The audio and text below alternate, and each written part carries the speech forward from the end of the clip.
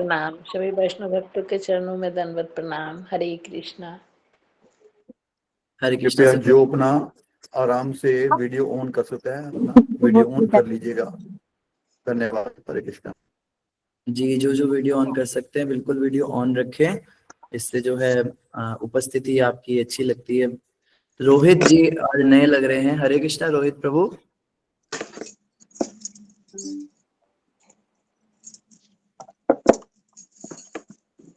हरे कृष्णा रोहित जी, आप अपना mic unmute करें। हरे कृष्ण गुरु जी। हरे कृष्णा, कैसे हैं आप? ठीक है जी, सब बढ़िया। कहाँ से जुड़े हैं आप? मैं जी बिहार से हूँ। बिहार से जुड़े। आपका साधना भक्ति के ग्रुप में बहुत बहुत स्वागत है सभी भक्तों की ओर से। हरि बोल। हरि बोल। हरि बोल। हरि बोल। हरि बोल। प्रभु जी ने पहले भी लगता है ज्वाइन किया था, महीना पहले। शायद हमने इनको तब वेलकम नहीं किया था। रोहित जी, आप हर दिन आया करें क्लास में। आपको एक नंबर अभी कमेंट पे आएगा, उस नंबर पे आप व्हाट्सएप पे मैसेज करेंगे तो आपको ग्रुप में ऐड कर दिया जाएगा। धन्यवाद आपका। चरण स्पर्श जी। धन्यवाद। हरे कृष्ण। तो सभी भक्तों का हार्दिक स्वागत है आज के श्रीमद् भागवतम की इस कक्षा में। स्वागतम सुस्वागतम। आइए आज के सत्र को हम प्रार्थनाओं के साथ शुरू करते हैं। जय राधा माधव कुंज बिहारी गोपी जन वल्लभा गिरिवरधारी यशोदानंदन ब्रज जन रंजन यमुना तीरा वनचारी। जय राधा माधव कुंज बिहारी। ओम नमो भगवते वासुदेवाय। ओम नमो भगवते वासुदेवाय। ओम नमो भगवते वासुदेवाय। नारायणं नमस्कृत्यं नरं चैव नरोत्तमं देवीं सरस्वतीं व्यासं ततो जयमुदीरये। नष्टप्रायेषु भद्रेषु नित्यं भागवत सेवया भगवती उत्तम श्लोके भक्तिर्भवति नैष्टिकी। कृष्णाय वासुदेवाय देवकी नंदनाय च नंदगोपकुमाराय गोविन्दाय नमो नमः। जय श्री कृष्ण चैतन्य प्रभु नित्यानंद श्री अद्वैत गदाधर शिवासादि गौर भक्तवृंदा। गुरुवे गुरुचंद्राय राधिकाय ददालये कृष्णाय कृष्ण भक्ताय तद्भक्ताय नमो नमः। मूकं करोति वाचालं पंगुं लंघयते गिरिं यत्कृपातमहं वन्दे श्रीगुरुं दीनतारिणं श्रीपरमानन्दमाधवं श्रीचैतन्येश्वरं। हरे कृष्णा कृष्णा कृष्णा हरे हरे हरे राम राम राम हरे हरे। हरे कृष्णा। आप सभी भक्तों और माताओं का हार्दिक स्वागत है आज के श्रीमद् भागवतम की इस कक्षा में। स्वागतम सुस्वागतम। और हम पढ़ रहे हैं श्रीमद् भागवतम स्कंद 1 अध्याय 10 द्वारका के लिए भगवान श्री कृष्ण का प्रस्थान। और आज हम पढ़ेंगे श्लोक संख्या मेरे ख्याल से 13 नंबर श्लोक पढ़ना है या 14 नंबर पढ़ना है, कोई बता सकते हैं? 14 नंबर है। ठीक है।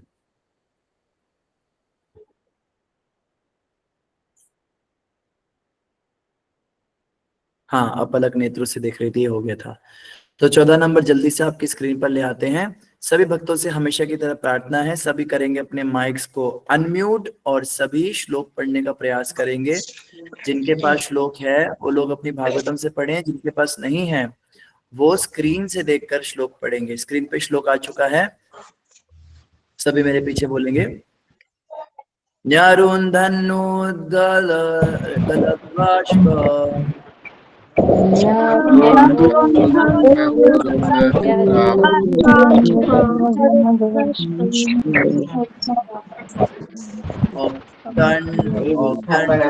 देवकी सुते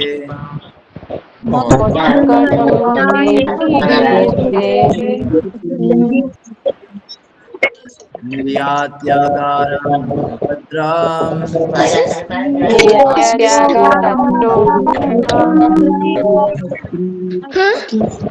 इति स्यात् बान्धवस्त्रियः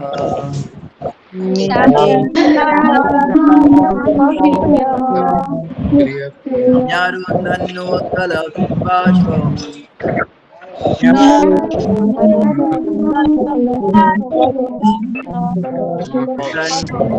देवकी सुते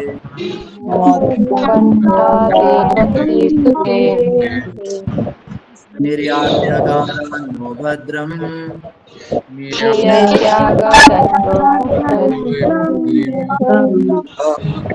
इति स्यात् बान्धव स्त्रियः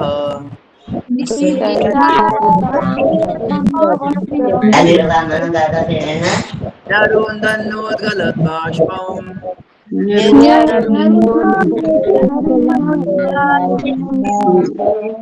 औक्तकण्ठया कण्ठया देवकी सुते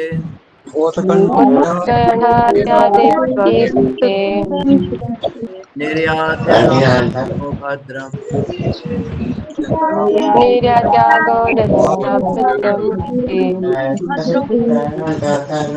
इति स्यात् बान्धव स्त्रियः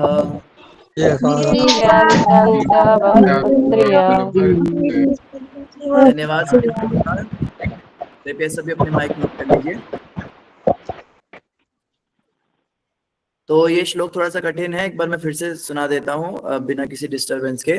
उसके बाद में आप सभी भक्तों को मौका दिया जाएगा श्लोक पढ़ने का। जो जो श्लोक पढ़ना चाहते हैं कृपया हैंड रेज करेंगे। न्यरुन्धन्नोद्गलद्बाष्पम् औक्तकण्ठ्या देवकी सुते निर्यात्यगारान्नो भद्रम् इति स्यात् बान्धव स्त्रियः। जी सुमित प्रभु जी पढ़ेंगे। हरे कृष्ण प्रभु जी। न्यारुंद त्रोदगल मोतक कंठ यादेव की सुते निर्यात यागत रात्रो भद्रमिति सियात्र वद्रांद वरिष्ठ। प्रभु जी सबसे टफ श्लोक है ना। देखते हैं श्लोक कौन पढ़ता है। आज बड़े कम लोगों के हैंड रेज हाँ अभी हुए। चलिए रंजना माता जी पढ़िए। हरे कृष्णा प्रभु जी, आपके चरणों में दंडवत प्रणाम से प्रणाम।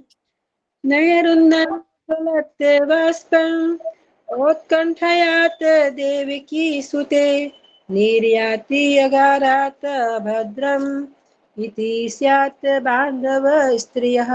हरे कृष्ण। धन्यवाद, बहुत बढ़िया। देखते बिल्कुल परफेक्ट उच्चारण किसका रहेगा। ठीक है सुजाता माता। हरे कृष्ण प्रभु जी, दंडवत प्रणाम। नैरुन्नलोद्गलद्बाष्पम् उत्कण्ठया देवकी सुते निर्यात्यागार्नो अभद्रम् इति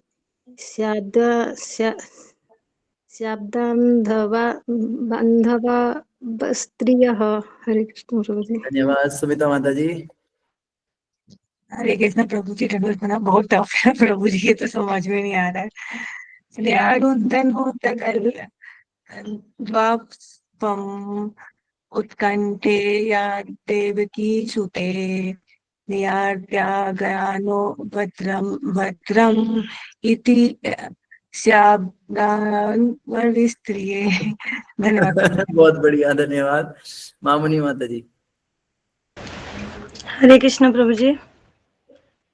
निरुध्यन उद्गलद् बाष्पम् औत्कण्ठ्यात् देवकी सुते निर्यात्यागान् न भद्रम् इति स्वादबान्धव स्त्रियः। हरे कृष्ण। सबसे बढ़िया उच्चारण अब तक मामुनी माता का। हरि बोल। हरि परफेक्ट। बोल। हरि बोल, हरि बोल। रेखा माता जी पढ़िए। जी हरे कृष्णा प्रभु जी, दंडवत प्रणाम। सही भक्तों को दंडवत प्रणाम। यरुन्धन्नुद्गलत् बाष्पम् उत्कण्ठया देवकी सुते निर्यात्य गारान्नो भद्रम् इति स्यात् बान्धव स्त्रियः। परफेक्ट। हरि बोल, बहुत बढ़िया। हरि बोल। आपकी कृपा है प्रभु जी। सरिता माता पढ़ेंगे। हरे कृष्णा प्रभु जी, दंडवत प्रणाम। सभी भक्तों को मेरा दंडवत प्रणाम। न्यरुध्यनुदगल द्वासहम न्यरुधनुदगल द्वासम मौत कंठे गुरु जी नहीं पढ़ पाएंगे प्रभु जी। मौत मौत कंठ हमारी मौत हमारी कंठ में आ गई है। मौत कंठ क्या देवकी सुते। प्रयास किए हैं प्रभु जी, नहीं हो रहा है। कोशिश कीजिए, तोड़ तोड़ के पढ़िए, थोड़ा थोड़ा पढ़िए, धीरे धीरे पढ़िए, तोड़ तोड़ के। न्यरुंधम न्यरुंधम नो दगल द्वास्प मौत कंठ कंठ कंठ्या देवकी सुते निर्यात्यनगारानो भद्रमिति स्याद्वान्दव स्त्रिये। हरे बहुत कृष्णा। बढ़िया, क्षमा धन्यवाद सर। करें। नहीं नहीं, बहुत अच्छा पढ़ा, बहुत अच्छा पढ़ा। रम्या माता जी, रम्या शनबरी। हरे कृष्णा प्रभु जी। नैरुद्धन उद्गलात् बाष्टम औत्कंठात् देवकी सुते निर्याति अगरात् न अभद्रम इति सात् बांधव स्त्रियः। हरे कृष्ण बहुत प्रभु जी। बढ़िया, हरि बोल, धन्यवाद। मोतीलाल जी पढ़ेंगे। हरे कृष्ण प्रभु जी, दंडवत प्रणाम। अरुन्धन उद्गलात् वाष्पम् औत्कण्ठया देवकी सुतः निर्याति आगरात् नो अभद्रम् इति स्यात् बान्धवा स्त्रियः। धन्यवाद प्रभु जी। मनोरमा माता जी पढ़ेंगे। हरे कृष्ण प्रभु जी, दंडवत प्रणाम। सभी भक्तों को दंडवत प्रणाम। न्यारुन्धनुद्गलद्वाष्पम् औत्कण्ठ्या देवकी सुते निर्यात्यगारनोद्भद्रम् इति स्यात् बान्धव स्त्रियः। हरे कृष्ण बहुत प्रभु जी। बढ़िया, हरि बोल। हरि कोमलप्रीत माता बोल। पढ़ेंगे।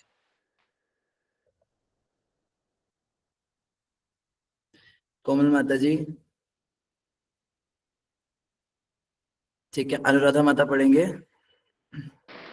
हरे कृष्ण प्रभु जी, दंडवत प्रणाम। निर्योधादुकलो दोष मोत्कण्ठं या देवकी सुते नित्या नित्यागात्रे भक्तिमती स्वादा द्वान्द्वस्ते। धन्यवाद, हरे बहुत कृष्ण। बढ़िया। सुनीति माता पढ़ेंगे। हरे कृष्ण प्रभु जी, सभी को दंडवत प्रणाम। न्यरुन्धानुद्गलोद्बाष्प मौलकण्ठो देवकीसुते निर्जाट्योगारानो यो भद्रो मिति स्वादं स्त्रियः। हरे कृष्ण प्रभु जी, बोला जाता है। बिल्कुल परफेक्ट था, लास्ट में थोड़ी सी गड़बड़ हो गई। बहुत बढ़िया। सुमित्रा माता जी। हरे कृष्ण प्रभु जी, दंडवत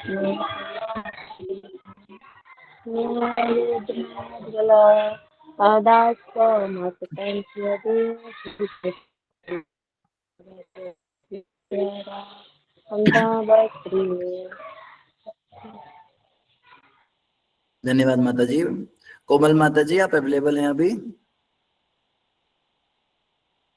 ठीक है, शायद माता जी भी अवेलेबल नहीं है। तो कभी कभी ऐसे श्लोक भी आने चाहिए जो बड़े मुश्किल होते हैं पढ़ने, तो हमेशा आसान श्लोक ही रहते हैं। इन प्रभु जी, श्लोकों को पढ़ने का आसान तरीका मैं आपको बताता हूँ। प्रभु जी, रात्रों इन के बाद श्लोकों को, जो लिखा है ना, वो उसे क्या बोलते हैं रात्रों के बाद? रात्र कौन हाँ, सी लाइन उसकी में है? सेकंड लाइन में उसके बाद एक वर्ड लिखा निर्यात, ना। हाँ जी, रात्र नहीं है प्रभु, रानो है। हाँ जी, रानों के बाद जो एक वर्ड आता है लिखा हुआ बीच में, वो क्या है? डबल ना है, उसके बाद में जो एस बना हुआ है ना, इसको हाँ जी, आधा अ पढ़ते हैं। ठीक है। रानो अभद्रम, अच्छा अभद्रम। एक तो होता है अभद्रम, लेकिन ये अ नहीं है, ये आधा अ है, तो इसको पढ़ते हैं रानो अभद्रम। प्रभु जी, मिति नहीं अपने वर्ड बोला। भद्र, अगर आप भद्र पढ़ोगे खाली तो हाँ भद्र के जी, बाद मिति बोला जाएगा। अच्छा लेकिन अगर आपने भद्रम कह दिया तो भद्रम के बाद इति हो जाएगा। अच्छा, हाँ जी, हाँ, इसे ठीक। कहते हैं संधि विच्छेद। तो थोड़ा हाँ सा जी, अगर आप सब चाहे संधि विच्छेद पे भी थोड़ी चर्चा कर लेते हैं। संधि विच्छेद के नियम इस तरह से चलते हैं कि जैसे कोई शब्द है, उसका नाम जैसे हमने करा, जैसे यही शब्द है भद्रम, ठीक है, तो भद्रम और इति मिलेगा। भद्रम एक शब्द है और इति एक शब्द है, तो भद्रम और इति मिलकर हो जाएंगे भद्रमिति। तो भद्रम का जो म है और इति का जो ई है, वो दोनों एक बन जाएंगे।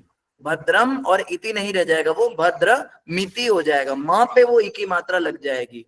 अगर लास्ट में कोई लेटर आता है, लास्ट में कोई भी जैसे वर्णमाला के अंदर स्वर और व्यंजन होते हैं, तो व्यंजन अगर य है, लास्ट में य लिखा है और अगला शब्द ई है, तो वो ये हो जाएगा। अगर लास्ट का वर्ड र है, ठीक है, जैसे कोई भी आप नाम ले लीजिए, सागर, ठीक है, सागर है, सागर के आगे लिखा है एती, तो वो सागर रेती हो जाएगा, र के ऊपर एक ही मात्रा चली जाएगी। तो अगर हमें ये भद्रमिति शब्द है इसको तोड़ना है, ठीक है, संधि आपको सिखा दी कि मात्रा उसमें लग जाती है, अब तोड़ते समय क्या होगा, तोड़ते समय वो मात्रा जो है वो बन जाएगी, वो स्वर बन जाएगी अलग से, तो भद्रम अलग हो जाएगा और इति, इसका जो अगर आप संधि विच्छेद करेंगे भद्रम इति का, तो भद्रम अलग निकलेगा और इति अलग निकल जाएगा। ये ऐसे नहीं होगा भद्रमी और ती, ऐसे नहीं टूट सकता, ये भद्रमी नहीं निकलेगा, ये भद्रम निकलेगा और ई ती के साथ चला जाएगा, तो भद्रम प्लस इति। और आप यहाँ पे देखेंगे प्रभुपाद जी की बुक्स में बड़ा सुंदर होता है, यहाँ पे ये संधि विच्छेद भी करके देते हैं, ये चीज सबसे अच्छी मुझे लगती है इन पुस्तकों की। आप देखिए यहाँ पे लिखा है, हाँ ये देखिए अभद्रम, ठीक है, अभद्रम, म के नीचे हलंत है, ये हलंत का मतलब क्या होता है, हलंत का मतलब होता है ये आधा लेटर है, तो आधा म है, पूरा म नहीं है, और आधे म के साथ में अगला शब्द क्या था, अगला शब्द था, ये देखिए यहाँ पे दिया हुआ है इति, तो इति जो है वो भद्रम के साथ मिलकर क्या हो गया, ये बन गया यहाँ पे भद्रमिति, ऐसे होता है, सबको समझ में आ रहा है। ये भद्रम जो था ये अलग था और ये इति जो था ये अलग था, तो ये भद्रम इति के साथ मिलके भद्रम इति हो गया। तो इस तरह से संधि विच्छेद के नियम चलते हैं, ऐसा कई श्लोकों में आपको मिलेगा जानने को। और आप देखिए यहाँ पे भद्रम इति लिखा है, लेकिन एक्चुअल वर्ड अभद्रम है यहाँ पे, अभद्रम। अब ये अ कहां से आ गया, वही तो एस है। हाँ, वो एस वाला जो वर्ड है वो अ था, लेकिन अ जो होता है जब वो संधि विच्छेद के द्वारा मिलाया जाता है, जैसे आप देखेंगे एक्चुअली में ये भद्रमिति शब्द अलग नहीं है, संस्कृत में लंबे लंबे शब्द होते हैं, ये निर्यात सागानो अभद्रम इति, ये पूरा एक लेटर है एक्चुअली में, ये पूरा एक वर्ड है, क्षमा कीजिए, ये एक वर्ड है, एक शब्द है पूरा ये। तो इस एक शब्द की जब संधि विच्छेद होगी तो ये यहां से होगी, अभद्रम अलग निकलेगा, खाली भद्रम अलग नहीं निकलेगा इसमें। ये जो एस है, एस जो आधा अ है इससे स्टार्ट होगा, अभद्रम और इति अलग हो जाएगा। इसी तरह से जो पहला शब्द है निर्यात, तो ये निर्यात और आगार ये अलग अलग वर्ड हैं, जैसे आप यहां पे देखेंगे निर्याती, निर्याती था, ठीक है, तो यहां क्या बन गया, निर्यात। अब मैं आपसे एक प्रश्न पूछता हूं, यहां पे शब्द है निर्याती, ठीक है, निर्याती है, तो त पर ई की मात्रा लगी हुई है, अगर त पर ई की मात्रा यहां लगी हुई है तो यहां पे जब वर्ड बना तो यहां से वो ई की मात्रा कहां चली गई, निर्यात तो कैसे रह गया, निर्यात्य कैसे हो गया, ई की मात्रा क्यों है, निर्याती आगार क्यों नहीं लिखा गया, कौन बताएंगे।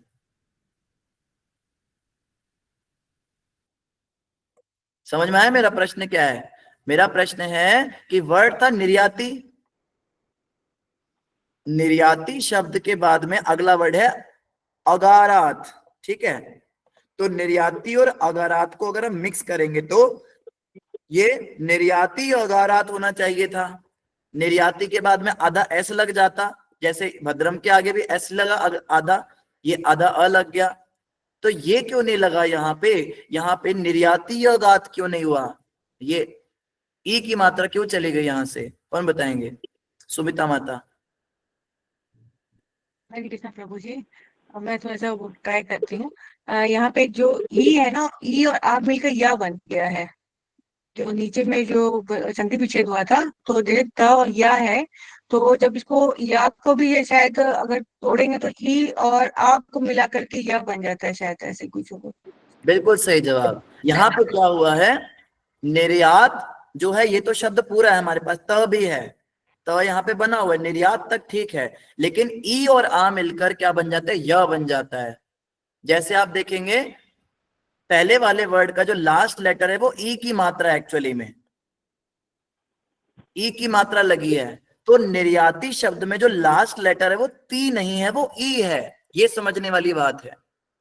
निर्याती शब्द का लास्ट लेटर ती नहीं है, निर्याती शब्द का लास्ट लेटर ई है, निर्यात ई।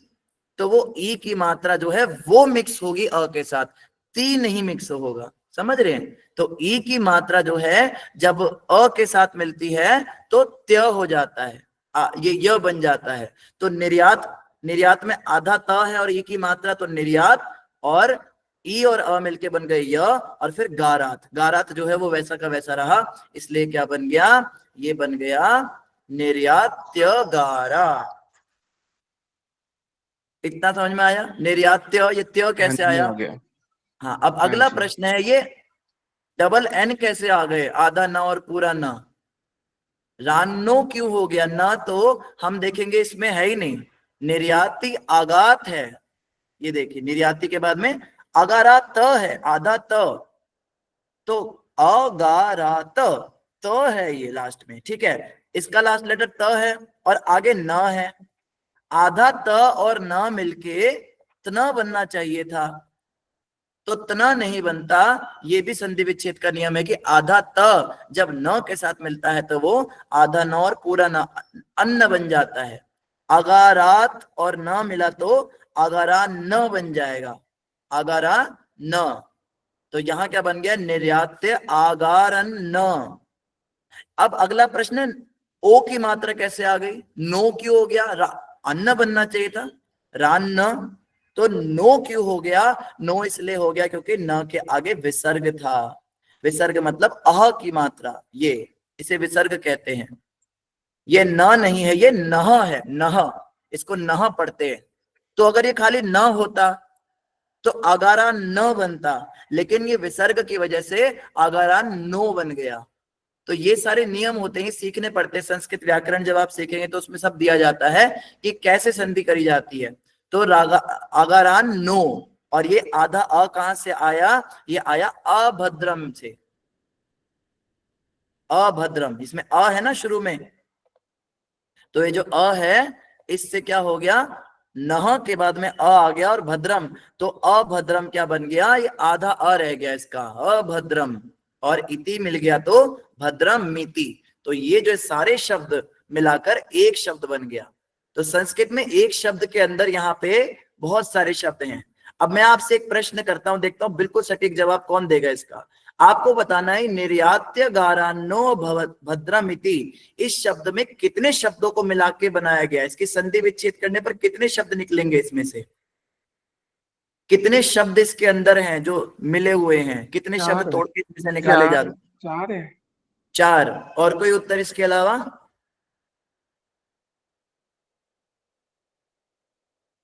अभी मैंने नीचे दिखाए थे सारे शब्द आपको, 5 न, सुजाता माता,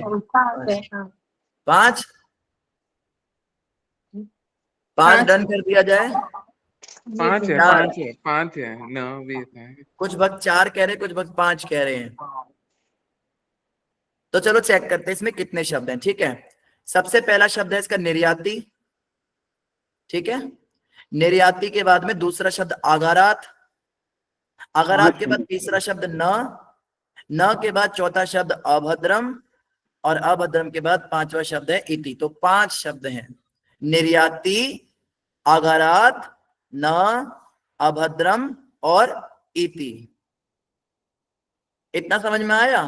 तो ये 5 शब्द मिलाकर संधि विच्छेद के नियमों के अनुसार इस तरह से वर्ड बना है। अब अगला शब्द जो है वो यहां पर है स्याद बांधव स्त्रियः। ये स्याद बांधव स्त्रियः शब्द जो है इसकी भी अपनी कहानी है। इसमें क्या है, पहला शब्द क्या है, स्यात।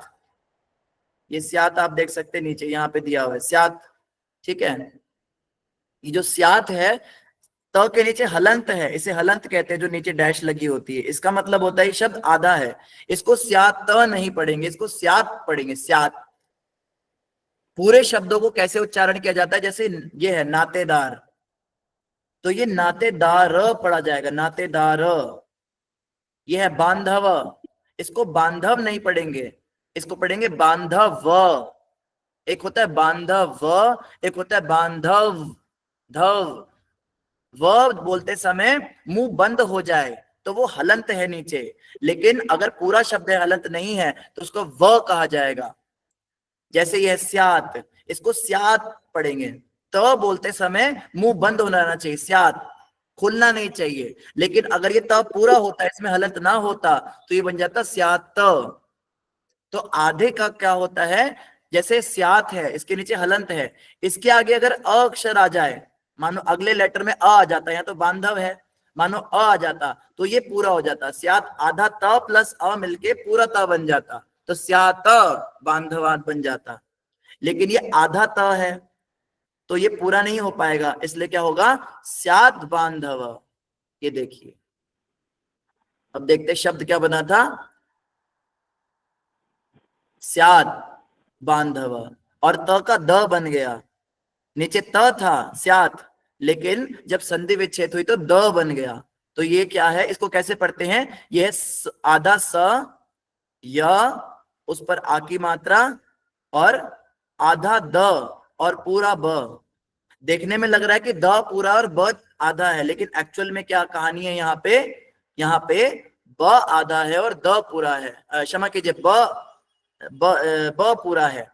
तो इसमें पहले द पढ़ा जाएगा, द जो है छोटा है, द आधा है, आधा स, य, आ की मात्रा, आधा द, पूरा ब, फिर आ की मात्रा, और फिर आधा न और पूरा ध।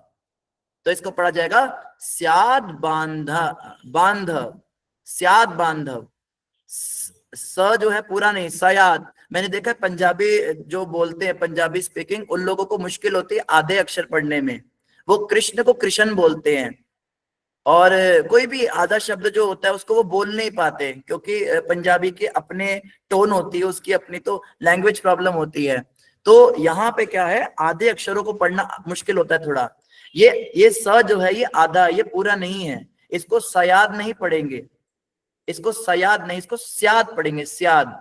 स जो है उसकी बस आवाज आएगी हल्की, स्या पढ़ेंगे, सया नहीं।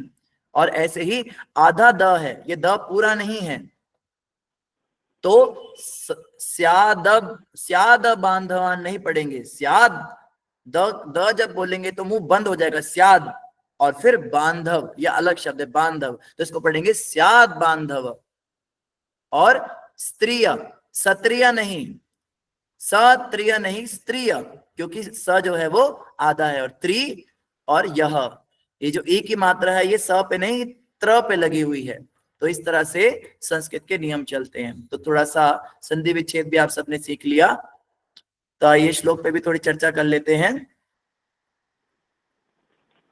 तो सबसे पहले कह रहे हैं न्यरुंधन। रुंधन जो है इसका मतलब होता है रुकना, अवरोध करना।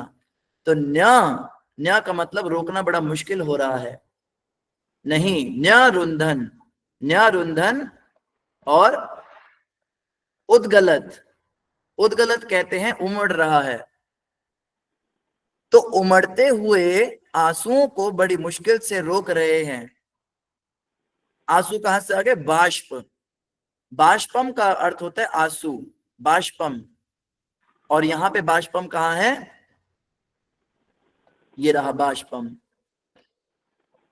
देखा, ये बाष्पम है। तो श्लोक में छुपे होते हैं शब्द, इनको निकालना पड़ता है, जो प्रभुपाद जी ने हमारे को कृपा करके पहले से निकाल के दे दिया। तो यहाँ पर क्या है, पहले न्यारुंधन, बड़ी मुश्किल से, उद्गलत, उद्गलत मतलब उमड़ते हुए, और बाष्पम मतलब आंसुओं को। तो बड़ी मुश्किल से उमड़ते हुए आंसुओं को रोक रहे हैं, न्यारुंधन उद्गलत बाष्पम। और बाष्पम रोकने के बाद क्या हुआ, औत्कंठ्यात, कंठ्यात, कंठ कहते हैं उत्कंठा, उत्कंठा का अगला लेटर बना औत्कंठ्या। तो उत्कंठा का मतलब आप सब जानते हैं उत्सुकता, तो औत्कंठ्यात मतलब ये सेकंड टेंस लग जाता है व्याकरण में। आज थोड़ा व्याकरण के हिसाब से भी चर्चा कर लेते हैं। उत्कंठा का सेकंड टेंस हो जाता है औत्कंठ्या, पास्ट टेंस। तो क्या हो गया, पहले तो आंसुओं को बड़ी मुश्किल से रोक रहे हैं, उमड़ते हुए आंसुओं को, फिर औत्कंठ्यात, उत्कंठा हो रही, बड़ी उत्सुकता हो रही है, किसके प्रति, देवकी सुते, देवकी सुते। सुते जो है एक ही मात्रा लगाने का मतलब होता है, ये जो है ये बुलाया जाता है जब किसी को, तो ए लग जाता है नाम के आगे। जैसे हरा है, माता हरा है, ठीक है। हरा कौन है? हरि की शक्ति। लेकिन जब हम महामंत्र में जपते हैं तो हरे कहते हैं, हरे। तो हरा माता को जब बुलाया जाता है, इसकी आवाज ना हो रही है बार बार खुलने बंद होने की, तो स्टॉपर लगा दो इस दरवाजे पे, इसको खुला छोड़ दो चाहे। तो जब ए लगाते हैं तो वो उच्चारण में ए आ जाता है, अर्थात जब किसी को पुकारा जाता है, जैसे सीता है, माता सीता, लेकिन राम जी जब उन्हें बुलाते थे तो क्या कहते थे? सीते। तो जब हम किसी को पुकारते हैं तो आ की जगह ए लग जाता है, जैसे राधा है, श्री राधा, लेकिन जब उन्हें बुलाते हैं तो राधे। तो ऐसे ही सुता, कृष्ण सुता, देव की सुत, कृष्ण जो है देव की सुत हैं, तो सुत को क्या कहते हैं? देव की सुते, अर्थात भगवान को पुकारा जा रहा है यहाँ पे श्लोक में। तो न्यारुंदन उद्गलत बाष्पम और औत्कंठ्यात देवकी सुते, देवकी के सुत के प्रति बहुत अधिक उत्कंठा हो रही है और उमड़ते हुए आंसुओं को जैसे तैसे रोका जा रहा है। तो पहली लाइन समझ में आई? जितने भी लोग वहां खड़े थे उन सबके लिए बात आई कि वो सब क्या कर रहे थे, उन सभी के अंदर उत्कंठा हो रही थी और वो जैसे तैसे अपने आंसू रोक रहे थे देव की सुत के प्रति, जो उनके भाव उमड़ रहे थे। तो यहां से समझ में आ रहा है सीन क्या चल रहा है, भगवान फाइनली जा रहे हैं। हम सोच ही रहे थे भगवान कौन से श्लोक में जाना प्रारंभ करेंगे। इस पूरे अध्याय का नाम है भगवान का द्वारका के लिए प्रस्थान। तो अब लग रहा है प्रस्थान शुरू हो गया, प्रस्थान की प्रक्रिया शुरू हो गई, रोना धोना थोड़ा शुरू हो गया है। अब स्त्रियां रो रही हैं, तो स्त्रियां रोना कब चालू करती है? जब उन्हें फाइनल हो जाता है, ग्रीन सिग्नल मिल गया, अब कृष्ण निकलने लग रहे हैं। तो इनके निकलते हुए आंसू और इनकी उत्कंठा बता रही है कि कृष्ण ने अपना सामान पैक कर लिया है और अपने सूटकेस वगैरह जो भी उस समय होता होगा वो लेकर वो बाहर आ चुके हैं और अपनी गाड़ी में अपने रथ पर बैठने लगे हैं। तो इस प्रकार से देव की सुत के प्रति इनकी उत्कंठा उमड़ रही है। और निर्यात्य, निर्याती का मतलब होता है बाहर निकलकर। एक तो होता है आयात, एक होता है निर्यात। आयात मतलब अंदर, निर्यात मतलब बाहर। तो बाहर निकल गए हैं, कहां से? आगारम, आगारात, आगारात मतलब महल से। तो निर्याती आगारात का मतलब क्या हो गया? महल से बाहर निकल गए। नह, नह मतलब नहीं। अभद्रम, अभद्रम कहते हैं अशुभ को। भद्रम होता है अच्छा और अभद्र होता है गलत। कहते हैं ना आप बड़े अभद्र व्यवहार कर रहे हैं, आपने बड़ी अभद्र भाषा का प्रयोग किया है। तो अभद्र मतलब अशुभ, निंदनीय या गलत। तो अभद्र मतलब अशुभ। और इति स्यात् बांधव स्त्रियः, स्त्रियः मतलब सारी स्त्रियां। स्त्रियः, य के बाद में हलंत आ गया, स्त्रियः तो यानी प्लूरल है। स्त्रिय होता तो एक स्त्री की बात होती, लेकिन स्त्रियः है तो बहुवचन। और बांधव, बांधव के आगे हलंत नहीं, बांधवः नहीं है। तो बांधव होता तो बहुत सारे बांधव होते, लेकिन संबंधी कुछ खास ही संबंधी हैं। और इस प्रकार से क्या हो रहा है? सभी जो है बड़े व्याकुल हैं और भगवान के प्रस्थान पर अपशकुन ना हो इसके लिए वो रो नहीं रहे हैं। ले आओ पैसे में बांध लो। उसको बोल दो, मोहित को बोल आएगा। बड़े उन्हें जैसे यहाँ पर कहा गया है, आंसुओं से अपशकुन हो सकता है, न अभद्रम इति स्यात्। तो यहां से हमें पता चल रहा है जब कोई विदा होता है तो रोना नहीं चाहिए उसके लिए। रोने से क्या है? ये अपशकुन हो जाते हैं। इसीलिए स्त्रियां क्या कर रही हैं? उन्होंने खुद को जैसे तैसे संभाल रखा है। अब आप समझ सकते हैं कि इस समय पे भगवान के प्रति कितनी भावुकता उमड़ रही है सबके अंदर। और सबसे मुश्किल क्या होता है? रोना एक्चुअली में आसान होता है, लेकिन ना रोना मुश्किल होता है। जब आपकी आंखों में भाव के आंसू उमड़ उमड़ कर आ रहे हैं और आपको रोना नहीं है। जैसे शुद्ध भक्त कौन होते हैं? शुद्ध भक्त होते हैं जो अपने भावों को संसार के आगे नहीं प्रकट होने देते, उनको समेट लेते हैं। प्रभुपाद जी एक बार जय राधा माधव गा रहे थे, कहीं पे भागवतम चल रही थी भागवत कक्षा से पहले, और जय राधा माधव गाते ही प्रभुपाद जी अंतर्मुखी हो गए और भाव के आंसू उनमें उमड़ने लगे। और बताते हैं प्रभुपाद जी इतने भाव में आ गए कि करताल बजती रह गई और प्रभुपाद जी रोते रह गए और भाव में भगवान के ध्यान में चले गए। और भगवान के ध्यान में जाने के बाद जब उनको वापस होश आया, उन्होंने आंखें खोली तो देखा 45 मिनट बीत चुके थे और सब शिष्य सामने बैठे हुए थे वैसे के वैसे। तो प्रभुपाद जी ने उनको बोला कि आई एम सॉरी, मैं लेक्चर नहीं कर पाया। तो सब शिष्य कहते हैं प्रभुपाद जी कैसी बात कर रहे हो, आपने इतना अच्छा लेक्चर किया, इतना बढ़िया सब प्रवचन, आपने इतनी अच्छी अच्छी बातें बताई। तो प्रभुपाद जी सोचते मैंने प्रवचन किया? तो भाव में प्रभुपाद जी ने क्या क्या बोल दिया प्रभुपाद जी को खुद पता नहीं चला। ये भाव के स्तर पर जो कथा होती है, ये अवस्था सबसे ऊंची होती है। अभी तो ज्ञान के स्तर पर प्रवचन हो रहा है, दिमाग से सोच सोच कर बोला जा रहा है। जब कृष्ण के विचारों में लीन हो जाते हैं और पगला जाते हैं और बड़बड़ करने लग जाते हैं, वो अवस्था सबसे ऊंची, जो गोपियों की अवस्था है। कृष्ण जब ब्रिज छोड़कर चले गए तो गोपियां पागलपने में बड़बड़ाने लगी। हम इस संसार में भी देखते हैं, किसी को प्यार में धोखा मिलता है तो वो पागल सा हो जाता है और कुछ कुछ बड़बड़ाने लगता है। हम सड़कों पे देखते हैं, कई औरतें होते हैं जिनके बच्चे उनको मार पीट कर घर से बाहर निकाल देते हो, उनको मेंटली मतलब वो हो जाता है, फर्क हो जाता है। उनको इतना कह लीजिए इतना झटका लगता है कि कैसे हो गया। वो अचानक से उनका परिवार घर सब नॉर्मल था और अचानक से वो सड़क पर आ गई, उनको विश्वास ही नहीं होता अपने ऊपर।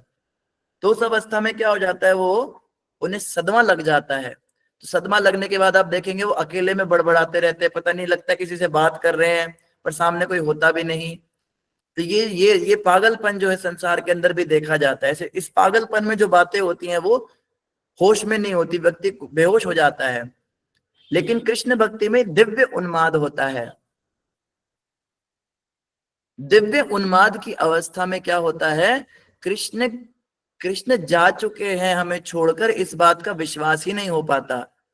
सोच ही नहीं पाती ब्रिज की गोपियां कि कृष्ण जा चुके। उनको कई लोग समझाते कृष्ण अब जा चुके, नहीं नहीं वो आएंगे, यहीं कहीं पर है, मेरे आसपास ही हैं, वो इधर ही हैं, कहीं नहीं गए। तो वो सच्चाई को स्वीकार नहीं कर पाते। और ऐसी अवस्था में क्या होती है, कृष्ण के होने का आभास भी होने लगता है, हेलुसिनेशंस होने लगते हैं, भ्रम तंद्रा होने लगती है, सामने कृष्ण दिखने लगते हैं, लगता है कृष्ण हमारे साथ ही हैं। पर जैसे कृष्ण के नजदीक जाते तो पता लगता है कि वो तो नहीं है। इस दुनिया में भी ऐसा होता है कई बार हेलुसिनेशंस। ये बहुत चरम अवस्था पे होता है जब कोई बहुत ज्यादा अटैच हो जाता है किसी व्यक्ति से और सामने वाला व्यक्ति उसको धोखा दे जाता है, तो उसके बारे में सोच सोच के उसको वो दिखने भी लग जाता है, भ्रमित सा हो जाता है, उसको वो व्यक्ति दिखने लगता है। और वो जैसे उसको उससे बात करने जाता है, उसको पकड़ने जाता है, तो अचानक से होश आता है कि वो तो है ही नहीं। तो ये दिव्य उन्माद की जो चीजें होती हैं, बिल्कुल पैसे नहीं, एक मिनट।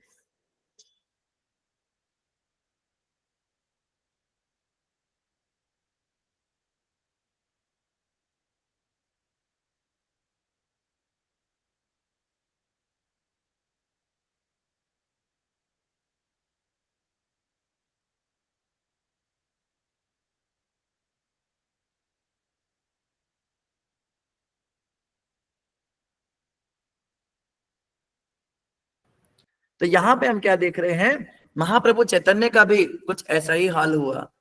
जब गंभीरा मठ के अंदर महाप्रभु महाभाव के विशेष लक्षण प्रदर्शित कर रहे थे, उस समय दिव्य उन्माद छा गया। और ऐसा दिव्य उन्माद छाया कृष्ण के विरह में कि कृष्ण नहीं है, उनको कृष्ण दिखने लग गए, एक दिव्य पागलपन सा आ गया उनके अंदर। और कहीं दूर उनको जंगल में कृष्ण दिखते थे और कृष्ण को देखते वो इतने प्रसन्न हो गए कि फाइनली अब जिनके लिए जीवन भर तड़पे हैं, रातों को नींद आनी बंद हो गई थी महाप्रभु को। रातों में नींद कहाँ आती है जिसको प्रेम हो जाता है। और जैसे ही कृष्ण देखे, दूर से दौड़े, कृष्ण को आलिंगन करूंगा, इनके गले लग जाऊंगा, इनको कभी अपने से दूर जाने नहीं दूंगा। तो पता लगा वो तो चट्टान थी और धड़ाम से वो चट्टान पे लगते हैं और पूरा माथा फूट जाता है, पूरे चेहरे पे खून आ जाता है और धरती पर गिर जाते पछाड़ के। और कृष्ण कृष्ण कहते हुए आंखें ऊपर चढ़ जाती हैं, मुंह से फेर निकलने लगता है। और ऐसी द्रवित अवस्था में जब स्वरूप दामोदर गोस्वामी और रामानंद राय जो ललिता विशाखा है, वो आके राधा रानी के भाव वाले कृष्ण को संभालते हैं। महाप्रभु ये क्या करा लिया आपने। और महाप्रभु को कोई दर्द नहीं होता उस समय कि चोट लग गई और सी करें। वो कृष्ण कृष्ण कह के प्रसन्न हो रहे हैं, हंस रहे हैं। देखो कृष्ण भी यहीं पर आए थे, आसपास ही हैं, फिर से मिलेंगे, कभी तो मिलेंगे। और वो जैसे तैसे कृष्ण को जो है महाप्रभु को संभालते थे। इतने में ही महाप्रभु को कृष्ण किसी पेड़ के पीछे दिखाई देते थे, बंसी बजा के पेड़ के पीछे छुप गए। अरे कृष्ण तो वहां है, दौड़ के वो वहां पे पेड़ से जा टकराए और वहां जाके फिर से जो है उन चोटों पे वो उनके घाव कभी सूख ही नहीं पाते थे। अंतिम जो लीलाएं हैं महाप्रभु की, जो अंत्य लीला है गंभीरा की, वो बड़ी मार्मिक है।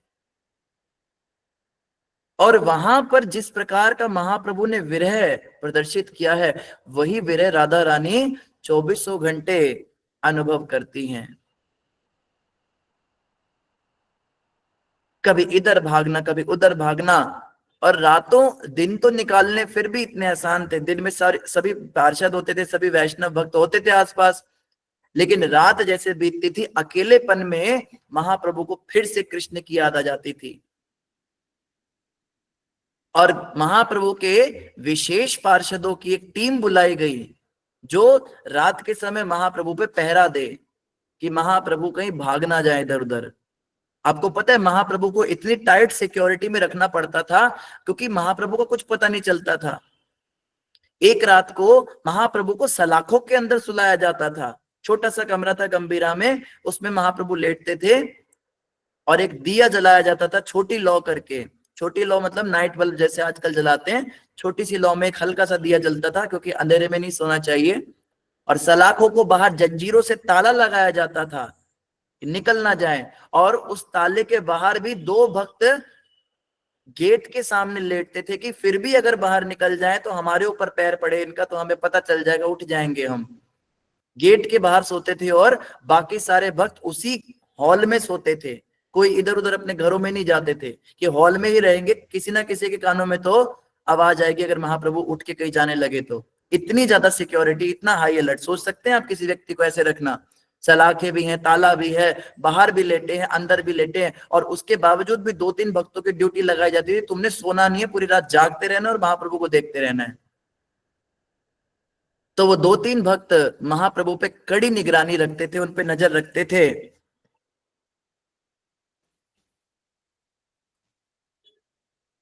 और नजर रख के क्या करते थे, उनको दिखता रहता था महाप्रभु लेटे हैं, हल्की सी आकृति दिखती थी, परछाई दिखती थी। महाप्रभु तो पूरे नहीं दिखते थे उनको क्योंकि लौ छोटी होती थी दीपक की।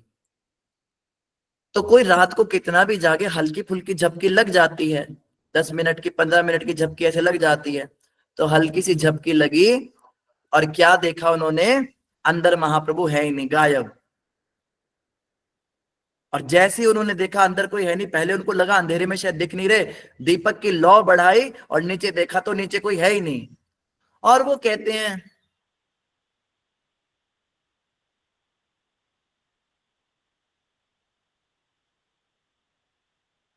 आवाज चली गई प्रभु जी। हरे कृष्ण।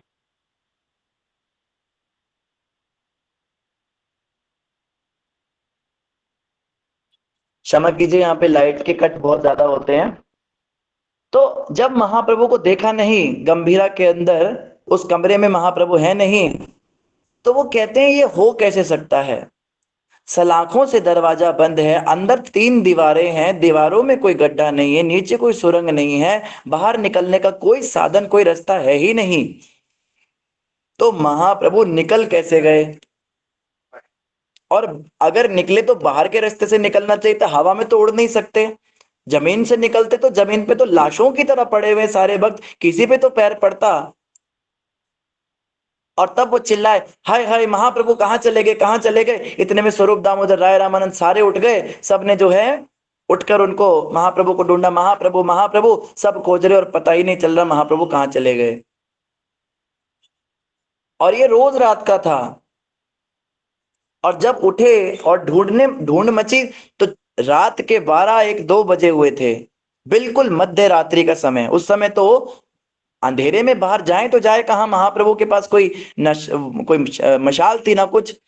तो ढूंढ रहे हैं, चारों तरफ ढूंढ रहे हैं, ढूंढते ढूंढते ढूंढते ढूंढते सब घरों को खुलवा रहे हैं। आप सोचिए जगन्नाथपुरी के लोगों का भी क्या होता होगा। आधी रात को आप सोचिए, आप सो रहे हैं अपने घर में और आपके दरवाजे पे धक धक धक धक धक धक धक हो जाए, और आप आधी रात में आधी आंख खोल के क्या, अरे महाप्रभु को देखा क्या? अरे कहाँ महाप्रभु, हमारे घर पे थोड़ना है, नहीं तो कहाँ गए? महाप्रभु कहाँ गए? तो जिसके भी घर में जा रहे वही लोग महाप्रभु को ढूंढ रहे, अरे महाप्रभु कहाँ गए, महाप्रभु कहाँ गए? तो पूरे जगन्नाथपुरी में जितने भी लोग रहते थे, नॉर्मल लोग भी जितने रहते थे, वो भी महाप्रभु से बहुत प्रेम करते थे। सभी अपनी रात को नींद त्याग कर महाप्रभु को ढूंढ रहे, मशाले जला रहे हैं, कोई इस गली में जा रहा है, कोई उस गली में जा रहा है, शायद वहां गए होंगे, वहां गए होंगे, और महाप्रभु का कोई अता पता ही नहीं लग रहा, कहाँ चले गए। ढूंढते ढूंढते इतनी देर में सामने से एक मछुआरा देखा, भागता हुआ आ रहा है, अरे भूत चिपट गया, भूत चिपट गया, भूत चिपट गया, ऐसे चिल्ला रहा है। तो वो चिल्लाता हुआ आया तो बोला, भाई क्या हुआ, तुम क्यों चिल्ला रहे हो? बोले, मुझे भूत ने पकड़ लिया रात को। हुआ क्या था तुम्हें? कहते हैं, रात में मैं मछली पकड़ने गया था, जाल बिछाया था मैंने अपना, तो जाल के अंदर क्या हुआ, मछली तो फंसी नहीं, एक प्रेत फंस गया। और वो प्रेत जो है, अब ये जो व्यक्ति था, इसके शरीर के जो लक्षण थे वो कुछ विलक्षण थे। इसकी सारी पुलकावली खिली हुई थी, पूरे शरीर पे इसके रोंगटे खड़े हुए थे, गला इसका रुका जा रहा था, आंखों से इसके आंसू बह रहे थे। तो स्वरूप दामोदर राय रामानंद ने कहा, निश्चित रूप से ये लक्षण किसी प्रेत के नहीं, ये तो कृष्ण प्रेम के हैं। तो इस साधारण से मछुआरे को, इसको जो ना तो कृष्ण का क जानता है, जो कृष्ण कॉन्शियस फिलॉसफी नहीं, कोई मंगल आरती नहीं, कोई हरे कृष्णा जप नहीं, कोई भगवत गीता पढ़ी नहीं, कोई इसने मॉर्निंग प्रोग्राम, इसको सीधा कृष्ण प्रेम कैसे मिल गया? आप सोच रहे हैं, कृष्ण जी ऐसे व्यक्ति को कृष्ण प्रेम दे दिया जो बिल्कुल भी डिजर्व नहीं करता। यही तो महाप्रभु हैं। महाप्रभु योग्यता नहीं देखते, महाप्रभु बस दे देते किसी को भी, जो भी सामने आ जाता है।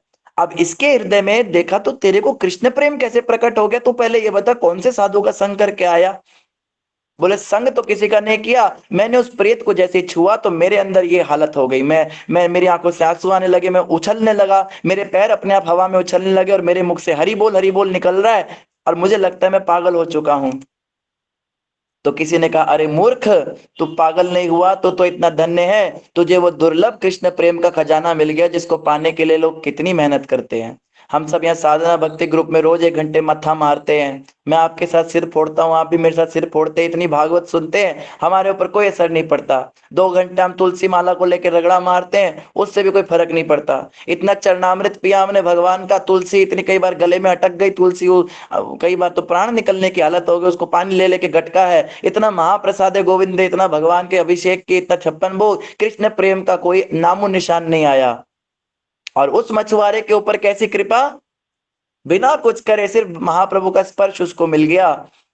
तो कहते, नहीं नहीं, ये प्रेत निकालो, मुझे नहीं चाहिए ये। देखो उस मूर्ख को, वो भी बेचारा कैसा ही था। सब भक्त लोग उसको देख के कहते, क्या पागल आदमी है, एक तो इसको कृष्ण प्रेम मिल गया, कहता है अगर मैं ऐसी हालत में रहूंगा तो मैं अपना काम कैसे करूंगा, मैं अपनी गृहस्थी कैसे चलाऊंगा। तो स्वरूप दामोदर गोस्वामी ने कहा, चिंता मत करो, मैं ओझा हूं, मैं ओझा का काम भी करना चाहता हूं, मैं तुम्हारा भूत निकालता हूं। बोला, निकालो इस भूत को, निकालो। एक झापड़ जोर का मारा उसको बोला, निकल गया तेरा भूत, चल अब। तो कहता है, अच्छा निकल गया, बहुत नॉर्मल हो गया वो कुछ। तो उसको बोला, अब ये बता, जो तूने देखा था वो कैसा दिखता था? बोला, स्वर्ण के समान चमक रहा था, सोने की तरह चमक रहा था, गोल्डन, और आंखें चढ़ी हुई थी, और बड़ी बड़ी कमल जैसी आंखें थी, दिखने में तो बहुत सुंदर था, लेकिन उसने मेरी ये हालत कर दी। बोले, कहाँ है वो? कहते, मेरी नाव पर ही पड़े हैं, नाव से मैंने उतार के किनारे पर लगाया, किनारे पर लेटे हैं। तो सारे भक्त दौड़े उसके साथ में, और दूर से देखते जैसे लाइट जल रही है, कोई खजाना रखा हुआ है समुन्द्र के किनारे पे। और उस तेज के पुंज में, रोशनी के पुंज में जैसे ही पहुंचे वहां पर, तो देखा महाप्रभु वहां पे अचेत अवस्था में पड़े हुए हैं। सारे भक्तों ने महाप्रभु को घेर लिया, उनको उठाकर लाया गया, और बीच में किसी अच्छे स्थान पर उनको रखकर, और धीरे धीरे महामंत्र का उच्चारण शुरू किया। कुछ भक्त तो रोने लगे, लगता है महाप्रभु चले ही ना गए हों, पानी के अंदर इतने समय रहे तो पता नहीं, इनके पानी में कौन जिंदा रह सकता है। तो क्या पता, भगवान तो नर लीला कर रहे हैं, हो सकता है श्वास रुक गई हो। तो कोई भक्त पानी निकाल रहा है, कोई भक्त महामंत्र जप रहा है, बड़ी प्रार्थना है, और ये कोई स्तुति पाठ कर रहा है, कोई स्तोत्र कवच पढ़ रहा है, कोई नरसिंह कवच पढ़ रहा है, अलग अलग तरह की स्तुतियां हो गई। महाप्रभु से प्रेम, इतना प्रेम के मारे जो है इस तरह की चीजें, और तब महाप्रभु बड़बड़ाने लगे। महाप्रभु बड़बड़ाने लगे, ललिता विशाखा श्याम सुंदर कहाँ गए? अभी तो यहीं जमुना में मेरे साथ नित्य विहार कर रहे थे, कहाँ चले गए? तो महाप्रभु कहाँ हैं? महाप्रभु इस समय वृंदावन पहुंचे हुए हैं, जहां पे जमुना में भगवान कृष्ण राधा रानी और गोपियों के साथ में सलिल विहार लीला कर रहे हैं। कृष्ण ने अपना सुंदर पीतांबर डाला है और जमुना नदी में स्नान कर रहे हैं, और सारी गोपियां सुंदर सुंदर अपने अंग वस्त्र डालकर, और वो भी स्नान कर रही है। गोपियां कृष्ण पर पानी उछाल रहे हैं, कृष्ण गोपियों पर पानी उछाल रहे हैं, ये लीला हो रही है। और महाप्रभु ने झाड़ियों के पीछे छुपकर उन्हें देख लिया, और जैसे झाड़ियों के पीछे छुपकर देखा तो महाप्रभु ने सोचा मैं भी कृष्ण के ऊपर पानी डालूं, और ये सोचकर महाप्रभु जमुना में कूद गए, और इस संसार की लीला में महाप्रभु समुद्र में कूद गए। आप सोच रहे हैं ये महाभाव के लक्षण है। और इस प्रकार से कूदने के बाद में जैसे ही महाप्रभु की आंखें खुली तो सारे भक्तों को अपने आसपास पाया, तो कहते अरे कृष्ण कहाँ चले गए? कहते महाप्रभु बाकी सब बात छोड़ो, आप कमरे से बाहर कैसे निकले ये बताओ। कमरे में ताला लगा हुआ था, जंजीरें थी, सलाखें थी, निकले कैसे और आए यहां कैसे पहुंच गए ये बताइए। महाप्रभु कहते हैं मैं जब कमरे में सो रहा था तो सोते सोते मुझे कृष्ण की वंशी सुनाई दी, और जैसे ही मुझे कृष्ण की वंशी सुनाई दी बस मैं यहां पहुंच गया, मुझे नहीं पता मैं यहां कैसे आया, बस मैं यहां पहुंच गया। तो ये तो महाप्रभु की बड़ी गुह्य लीलाएं हैं, बड़ी इनको इनके रहस्य तो सिर्फ परमहंस ही जानते हैं कि महाप्रभु वहां कैसे पहुंचे और क्या लीला हुई है। ये तो रहस्य की बातें हैं जो उन रातों के अंधेरे में जो है वो दब कर रह गई। लेकिन जो शुद्ध भक्त है, जो नित्य लीला का दर्शन करते हैं, वो इस रहस्य को जानते हैं, उन्होंने देखा ये सब कैसे हुआ। और ये हर रात को कुछ ना कुछ, एक रात को फिर झपकी लगी तो फिर महाप्रभु गायब, और सारे भक्त चिल्ला रहे हैं अरे तुम्हें कहा था जगे रहना, फिर भी ढूंढ रहे हैं दिया लेके, फिर ढूंढते ढूंढते महाप्रभु कहीं दिख ही नहीं रहे। समुद्र में भी चेक किया, मछुआरे भी वहां पे कोई नहीं थे, बोला पता नहीं समुद्र में न चले गए हो, कहाँ चले गए हो, रो रहे हैं पीट रहे हैं। और ढूंढते ढूंढते एक जगह पे जाकर क्या देखा, एक चौराहे पर बहुत सारी गायों का झुंड एक जगह पर इकट्ठा। रात के 2 बजे इतनी सारी गायें एक जगह पर क्यों इकट्ठा थी किसी को समझ नहीं आया, कुछ अटपटा लगा। तो पास जाकर देखा तो वहां से कुछ दिव्य सुगंध आ रही थी, जिसको सूंघकर वो सारी गायें वहां पर इकट्ठा हो गई थी। और जैसे उन गायों के झुंड को हटा रहे, हट नहीं रही वो, उनको इतनी अच्छी सुगंध आ रही है, वो हट ही नहीं रही। तो जैसे उन गायों के झुंड को हटा के बीच में पहुंचे तो क्या देखते हैं, महाप्रभु एक छोटा सा पिंड बने हुए हैं, बस कमर ही रह गई, बाकी सारा शरीर है ही नहीं, कछुए जैसे कुर्म रूप के दर्शन। हाथ अंदर जा चुके, शरीर के अंदर धस गए, एक तो था सिकोड़ना, हाथ अंदर धस गए, पैर भी अंदर धस गए, और बस सिर बाहर है जैसे कछुआ लेटा होता है, ऐसे महाप्रभु। अब जो नए नए भक्त थे वो तो घबरा गए देख के, ये क्या है भैया, इसके बारे में तो हमने कहीं पढ़ा नहीं, वो तो डर गए। और जो पुराने भक्त थे, विशेष रूप से स्वरूप दामोदर राय रामानंद, ये ललिता विशाखा के अवतार, इन्होंने देखा ये तो महाप्रभु लगता है महाभाव में चले गए। आप याद कीजिए जगन्नाथ लीला में भी यही हुआ, द्वारिका में जब ब्रिज लीलाएं सुनी कृष्ण बलराम और सुभद्रा जी ने, तो वहां भी यही हुआ था। ये महाभाव में, और जो ये महाविरह होता है, बहुत अधिक जब विरह की भावना आती है तो शरीर अंदर सिकुड़ने लगता है। तो महाप्रभु का शरीर इस प्रकार अंदर सिकुड़ गया, और उनके अंदर से दिव्य सुगंध आ रही थी उस समय, उस सुगंध से आकर्षित होकर वो सब गायें वहां पहुंची। तो वरिष्ठ भक्तों ने, सभी गौर पार्षदों ने हल्के स्वर में कीर्तन करना शुरू किया, और जैसे जैसे कीर्तन हुआ वैसे वैसे धीरे धीरे धीरे धीरे वो सब हाथ उंगलियां बाहर आए, पैर बाहर निकलने शुरू हुए, और इस प्रक्रिया में कई घंटे लग गए, बहुत ही स्लोली हुआ ये सब। और जब महाप्रभु पूरे बाहर आए तब महाप्रभु की आंखें खुली और पूछते मैं यहाँ कैसे आ गया। और भक्त लोग कहते हम भी यही पूछना चाहते हैं कि आप यहाँ कैसे आ गए। महाप्रभु कहते मुझे नहीं पता मैं यहाँ कैसे आया। और भक्त कहते महाप्रभु हमें भी कुछ पता नहीं आप कैसे आए, बस अब आप चलिए। उनको लेकर फिर से लेकर चले गए। आचार्य कहते हैं इस प्रकार के जो महाभाव के लक्षण हैं ये आज तक किसी में भी प्रकट नहीं हुए और किसी भी मनुष्य में ये प्रकट हो नहीं सकते। किसी साधारण मनुष्य में क्या, किसी महापुरुष में भी लक्षण प्रकट नहीं होते। ये सिर्फ भगवान में देखे जाते हैं। ये भगवान जगन्नाथ में देखे गए थे और उसके बाद सीधा महाप्रभु चैतन्य में देखे गए। इसके अलावा हम किसी मनुष्य की, कितने भी बड़े बड़े संत हुए हैं, दिव्य चमत्कारी संत, किसी की भी हम जीवनी में नहीं पढ़ते कि हाथ अंदर धस गए हों उनके उनके शरीर के अंदर विकृति नहीं होती, हृदय में भाव में विकृतियां होती हैं। तो ये बहुत ही रेयर और बहुत ही कह लीजिए कि बहुत रहस्यमय लक्षण होते हैं और इन लक्षणों को संभाल नहीं सकता व्यक्ति, क्योंकि इस अवस्था तक पहुंचने का जो कह लीजिए जो दम है वो किसी भी मनुष्य में नहीं होता। व्यक्ति की मौत हो जाएगी, मृत्यु को प्राप्त हो जाएगा अगर इतना विरह किसी के अंदर आ जाए। एक तो सामान्य विरह होता है जो संसार में भी हम देखते हैं, किसी स्त्री को किसी पुरुष से, पुरुष को स्त्री से हो जाता है, उतने में ही वो पागल हो जाते हैं, वही नहीं सहन कर पाते। ये कृष्ण प्रेम का जो विरह है इसको सहन करना सिर्फ शुद्ध भक्तों के मामले में है, शुद्ध भक्त ही सहन कर सकते हैं इसको। इसीलिए ये भाव अभी हमारे अंदर आता भी नहीं। हम मांगते हैं भगवान से, भगवान हमें कृष्ण प्रेम दो, कृष्ण प्रेम दो।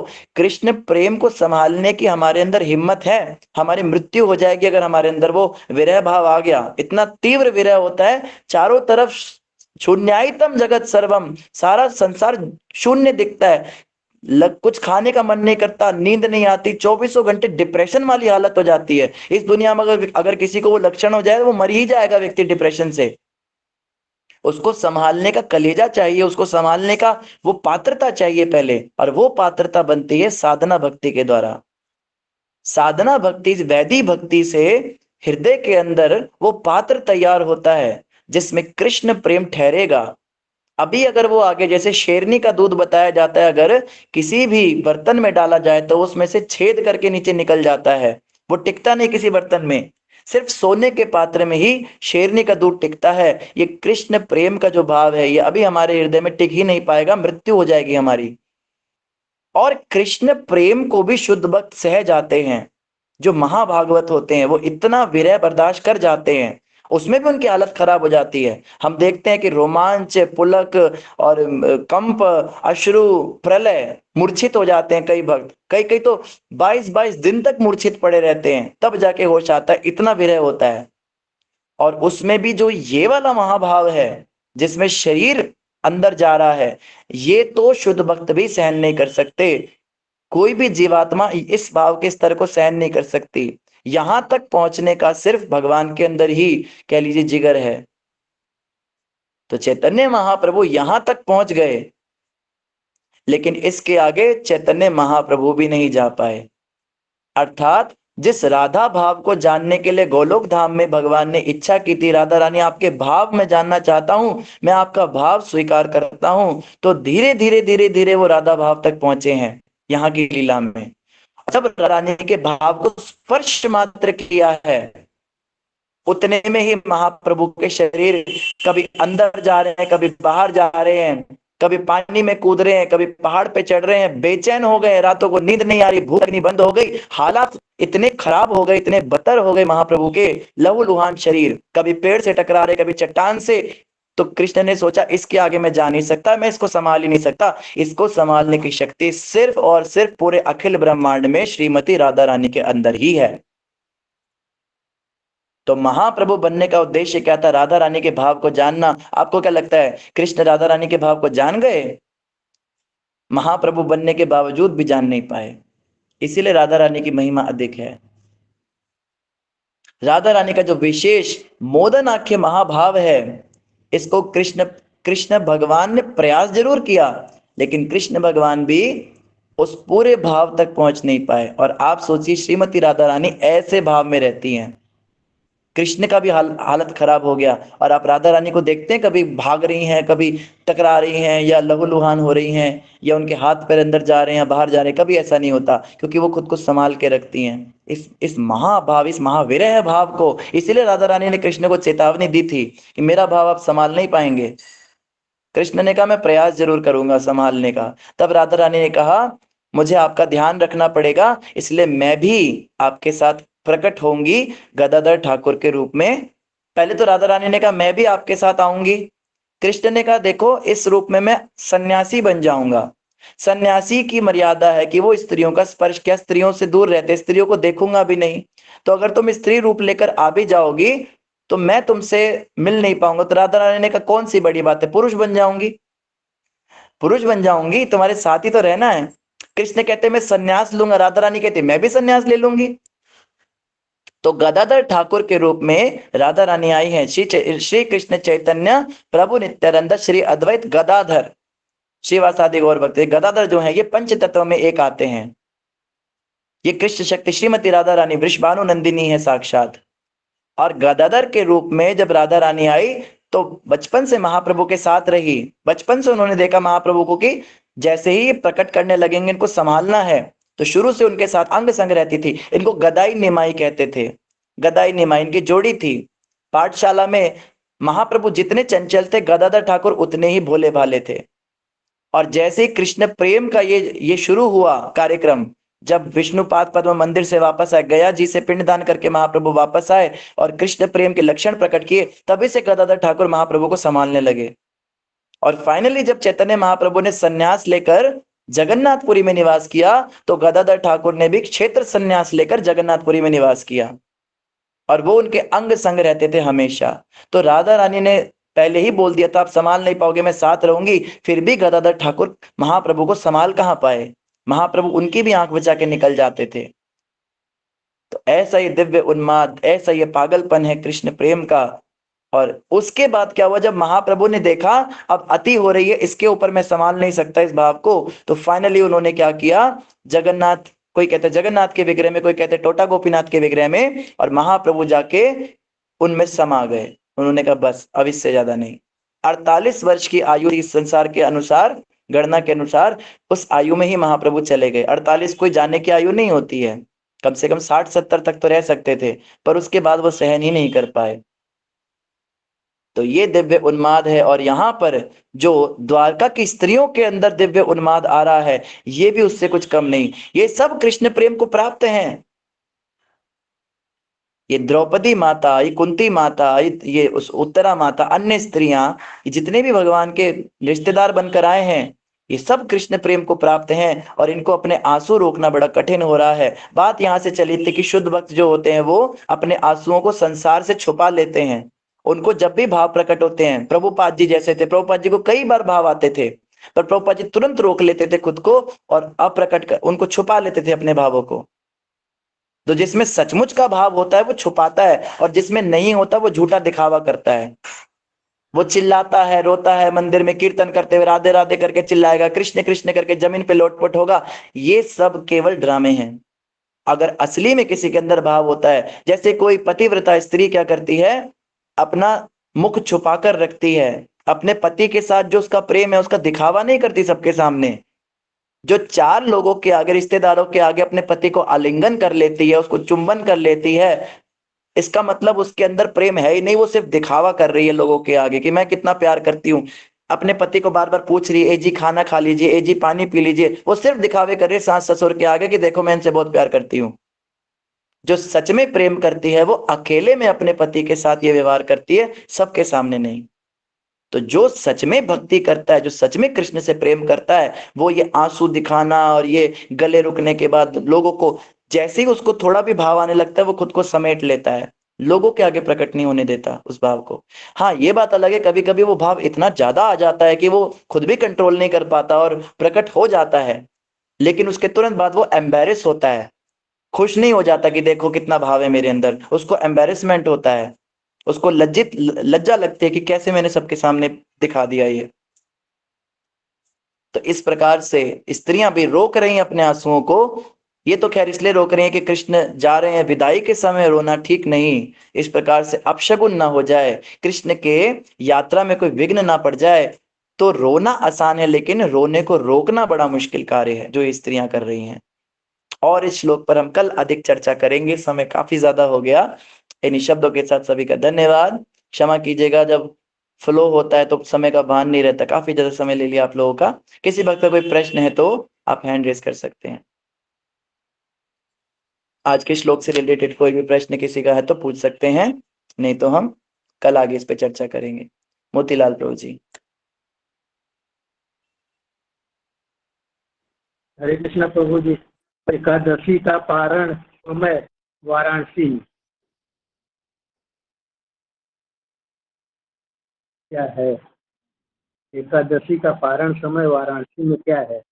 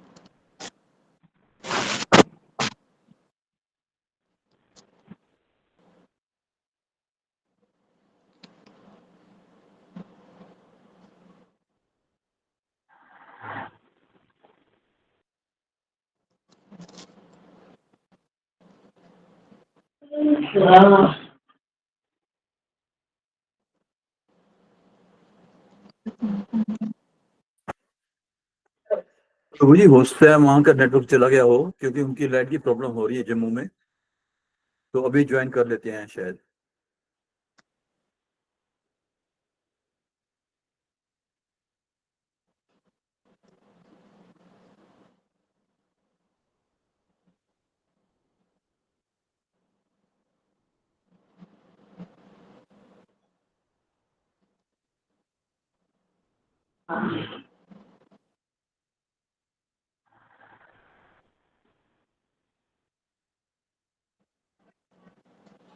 अच्छा।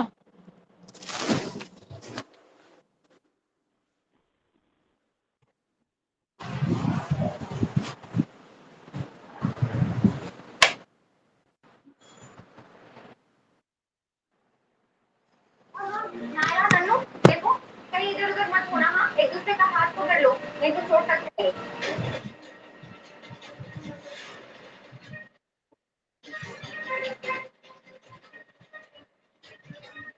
कैसे एक बार फोन करके देख लीजिए ना, आपको पता चल जाएगा क्या हो गया।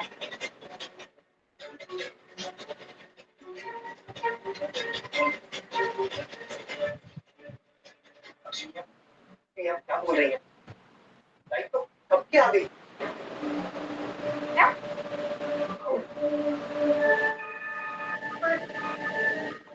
मुझे तो कुछ दिखाई नहीं दे रहा है।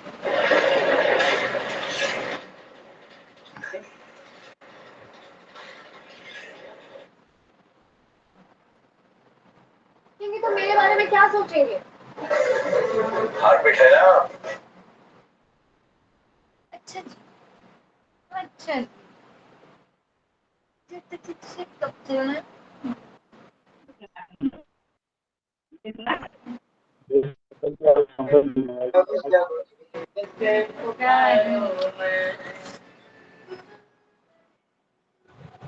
जब भी से पुकारूं मैं,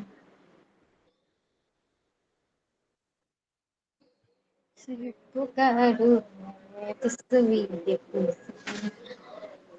मेरा शाम आ जाता मेरे सामने।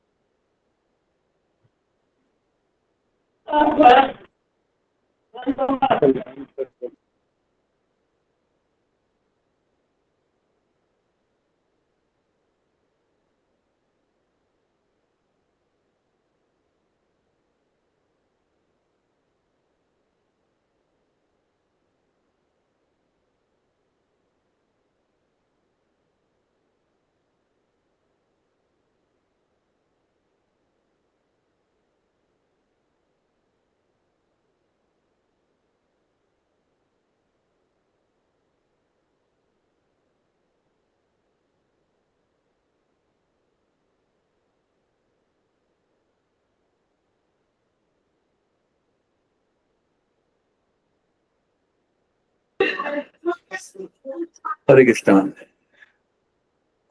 प्रभु जी का हरे भी तो पता नहीं है, फिर भी वेट करते हैं 2-3 मिनट।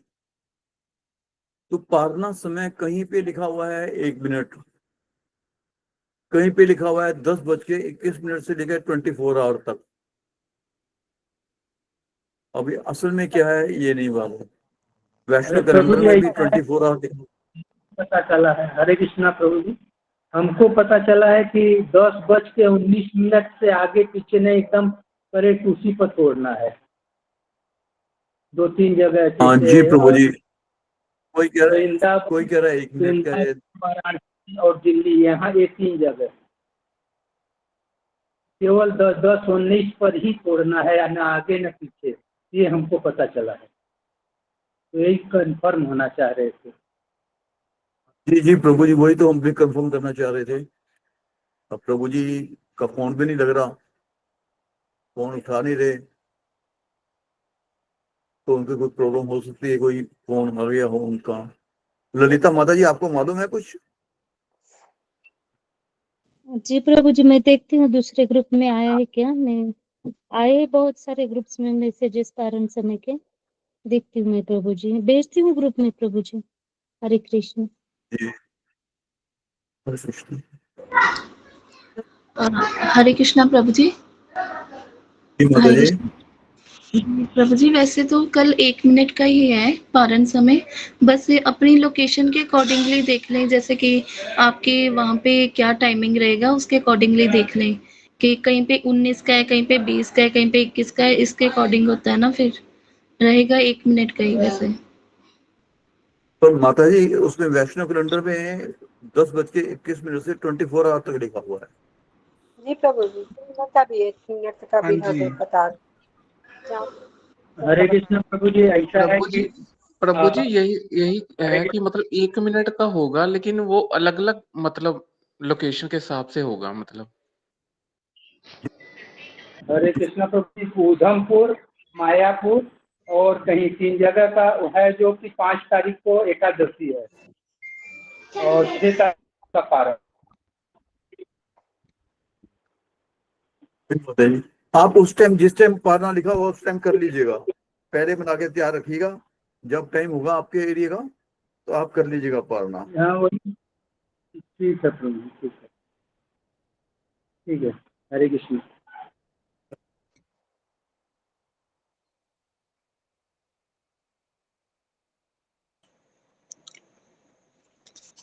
हरे कृष्ण सुप्रभु जी, दंडवत प्रणाम। धन्य प्रणाम प्रभु जी। हरे कृष्ण। हाँ जी प्रभु जी, थोड़ा ज्योति वाली माता जी से मैं बात करना चाहता हूँ। उन्होंने जन्माष्टमी की प्रसाद भेजे थे, मुझे आज मिल गया। उनको बहुत बहुत धन्यवाद अदा करना चाहता हूँ, तो आपके थ्रू आप उनको कन्वे कर दीजिए। हरे कृष्णा। जी यही माता जी, जी इसमें माता जी हाथ यहाँ पे हाथ पे हैं। हरे कृष्णा जी प्रभु जी, माता जी, आवाज हरे सुन रहे कृष्ण। जी जी सुन रहे माता जी, प्रभु हरे कृष्णा। बहुत बहुत धन्यवाद माता जी, प्रसाद मिल गया मुझे आज। जी जी प्रभु जी, मैसेज आ गया था मुझे भी जी। थैंक यू सो हाँ मच हाँ प्रभु जी बताने के लिए। आपको प्रसाद हाँ मिल गया है, भगवान जी की जी कृपा से आपके ऊपर, ये याचना है मेरी जी जी भगवान माता से। जी। हरे कृष्ण माता जी। हरे कृष्ण। हरे जो तो ठीक है कृष्ण प्रभु जी, सुप्रभु जी, ज्वाइन अभी नहीं कर रहे। कारण टाइम जी बोलिए। नहीं इन्हें भी 4:30 में फोन करना है। चल पार चल चलिए। हरे प्रभु हरे जी शायद कृष्ण ज्वाइन नहीं कर रहे हैं, उनका कोई प्रॉब्लम होगा। जी प्रभु जी अमृतसर बोलिए, का माता जी पारण बोलिए। टाइम क्या है? माता जी हर एक जगह का पारण टाइप अलग अलग है। आप अपने इस्कॉन मंदिर से जो आपके नजदीक है वहां से मालूम कर लीजिएगा। हरे टाइम कृष्णा 1 मिनट का ही है, तो उससे जी माता जी। जी प्रभु जी, ये अमृतसर से ही है माता जी। तो विनीत सोना माता जी, मैं आपको सेंड कर दूंगी पर्सनली। ओके माता जी, हरे कृष्ण माता जी, हरि बोल। जी माता जी। तो हम यहाँ विराम देते हैं। प्रभु जी नहीं आएंगे शायद, अभी टाइम हो गया। धन्यवाद सभी का। वाचा कल्पतरुभ्यश्च कृपा सिंधु एव च पतितानां पावनेभ्यो वैष्णवेभ्यो नमो नमः। प्रणाम। हरे सभी कृष्ण। भक्तों के चरणों में दंडवत प्रणाम। हरे कृष्ण। बहुत बहुत धन्यवाद। कोटि कोटि हरे कृष्ण। अभी दंडवत प्रणाम। कृष्णा जय जगन्नाथ।